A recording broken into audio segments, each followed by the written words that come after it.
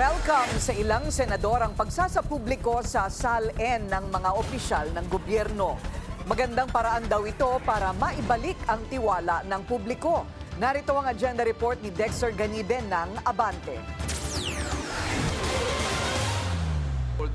Hindi na bago para kay Senate President Tito Soto ang pagsasapubliko ng Statements of Assets, Liabilities and Net Worth o SALN ng mga senador.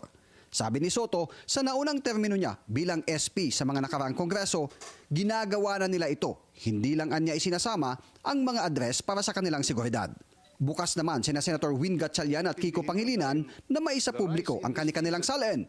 Lalo na ngayong mataas ang panawagan ng taong bayan para sa transparency at accountability sa mga public official kasunod ng nalantad na flood control scandal.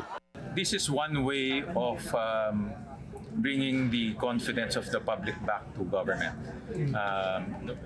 Dahil ngayon walang kumpiyansa ang tao. So this is a way to bring back confidence na yung mga public servants natin, alam natin kung ano yung kanilang ari-arian, tugma ba ito sa kanilang kinikita. Kung totoo naman niya ang nakalagay sa SALN, walang dapat ikatakot ang mga kapwa-opisyal. Sabi naman ni Senador Pangilinan, maliwanag sa batas na maisapubliko ang SALN ng mga opisyal ng gobyerno.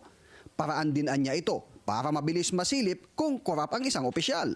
Ang anti-graft laws natin, pagka hindi commensurate dun sa income, yung wealth, ano yun, prima facie evidence na yun, na ill-gotten.